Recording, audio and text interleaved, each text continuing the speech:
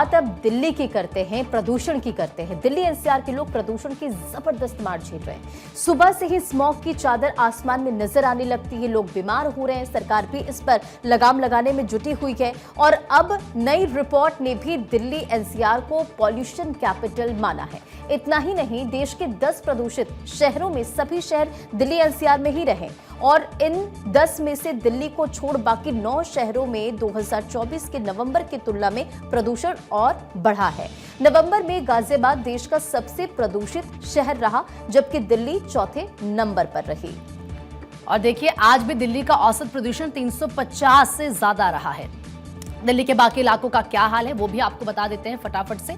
राजधानी के आनंद विहार इलाके में देखिए AQI 327 है, बवाना में 352 है, बुराड़ी में 319 है, चांदनी चौक में 308 है, द्वारका में 309 एयर क्वालिटी इंडेक्स है। दिल्ली एयरपोर्ट के आसपास की बात करें तो 227 है, ITO में 307 है, जहांगीरपुरी में 336 है, इसके अलावा लोधी रोड में 281 है, मुंडका में 365 है, रोणी में 341 है, विवेक विहार में ये एयर क्वालिटी इंडेक्स का जो नंबर है 304 है और वजीरपुरी में 337 एयर क्वालिटी इंडेक्स दर्ज किया गया है रिकॉर्ड। यानी कि दिल्ली से सटे नोएडा सेक्टर 62 की बात करें तो यहां पर 272, गाजियाबाद की वसुंधरा में 324 है, इंदिरापुरम में 268 है, गुरुग्राम सेक्टर 51 में 234 है, फरीदाबाद के सेक्टर 11 में 180 एयर क्वालिटी इंडेक्स दर्ज किया गया है। इससे एक दिन पहले शनिवार को कल 24 घंटे में दिल्ली का जो औसत एयर क्वालिटी इंडेक्स था वो 333 दर्ज किया गया, जो कि हवा की बेहद खराब श्रेणी में आता है। दिल्ली की लगातार खराब होती एयर क्वालिटी इंडेक्स के बीच दिल्ली सरकार ने प्रदूषण नियंत्रण के लिए बड़ी कार्रवाई और रणनीति का ऐलान किया है। पर्यावरण मंत्री मनजिंदर सिंह सिरसा ने बताया कि दिल्ली सरकार प्रदूषण के सोर्सेस की वैज्ञानिक पहचान के लिए IIT दिल्ली और Indian institute of tropical metrology Pune के साथ एक नया समझौता यानी कि MOU करने जा रही है और इस स्टडी के तहत ये पता लगाया जाएगा कि प्रदूषण किस स्रोत से आ रहा है, यानी कि क्या इसका सोर्स है और किस स्तर पर है और किन क्षेत्रों में इसकी इंटेंसिटी ज्यादा है, ये भी इसका सोर्स पता करना का काम किया जाएगा।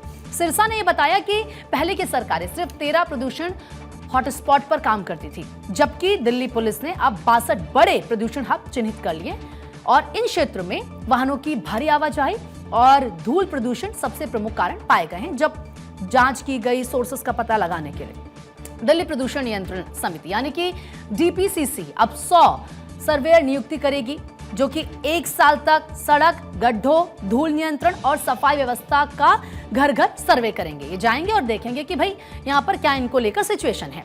विभागीय रिपोर्ट्स की सत्यता सुनिश्चित करने के लिए थर्ड पार्टी निरीक्षण भी होगा। ये नहीं है कि इनको काम दे दिया तो सिर्फ ये गए और काम करा हो गया।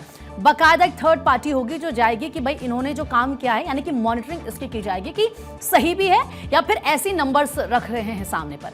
आपको ये भी बता दें कि प्रदूषण नियंत्रण की कार्रवाई के तहत DPCC ने अब तक 1756 निर्माण स्थलों का निरीक्षण किया है, जिसमें 556 नोटिस जारी किए गए हैं और 48 साइटों को सील कर दिया गया है। कुल 7 करोड़ रुपए का जुर्माना भी अभी तक लगाया गया है। इस साल अब तक 7,97,000 वाहन चालान PUC नियमों के तहत जारी किए गए, जो पिछले साल की 4.33 लाख संख्या से लगभग 2 गुने है। सिरसा ने यह बताया कि डस्ट और खुले में कचरा जलाने पर निगरानी के लिए कुल 1823 टीमें तैनात की गई हैं। 536 चालान धूल नियंत्रण में चूक पर और 633 चालान खुले में कचरा या फिर बायोमास जलाने पर जारी किए गए हैं। सरकार जल्द ही IIT और दिल्ली और IIT मद्रास के साथ भी शहर के आधार पर उत्सर्जन स्रोतों की डिटेल स्टडी कराएगी। वरुण जैन ज्यादा बातचीत के लिए इस वक्त हमारे सहयोगी जुड़ चुके हैं हमारे साथ ग्राउंड जीरो से। वरुण, दिल्ली NCR के हालात कब सुधरेंगे? ये सवाल बहुत बड़ा है क्योंकि लगातार हम बात तो करते हैं लेकिन हालात जस के तस हैं। अब ये कहा जा रहा है पर्यावरण मंत्री की तरफ से कि सोर्स क्या है इस पोल्यूशन का, ये पता किया जाएगा और फिर उस पर काम किया जाएगा। देखिए, जो राजधानी दिल्ली और NCR का पॉल्यूशन है, कहीं ना कहीं वो एक मजाक का विषय बन गया है।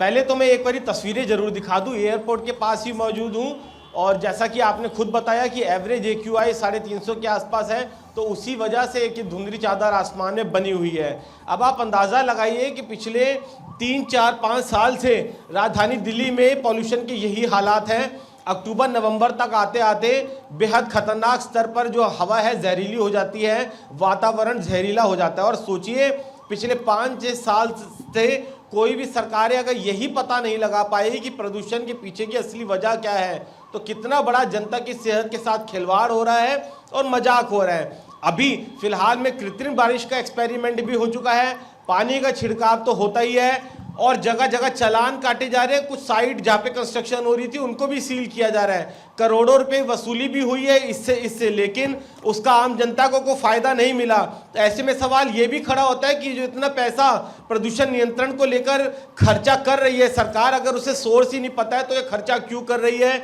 जिनके चालान काटे जा रहे हैं अगर उनकी वजह से प्रदूषण ही नहीं हो रहा है तो उनके चालान क्यों काटे जा रहे हैं? राइट। अब फिलहाल कमेटियां बन रही हैं, कुछ कॉन्ट्रैक्ट्स हो रहे हैं। अब देखना है यही होगा कि अगले साल कितनी राहत आम जनता को मिलती है, क्योंकि इस जहरीली हवा के अंदर सांस लेना तो बेहद मुश्किल है, जानलेवा है और आम जनता की सेहत के साथ सीधा सीधा एक और इसीलिए लोग कह रहे हैं भाई बहुत हो गया, अब इसका जी। सोल्यूशन हमें दीजिए। रोज इसी तरीके से बात करने से कुछ नहीं होने वाला है। फिलहाल बहुत बहुत शुक्रिया वरुण तमाम जानकारी देने के लिए।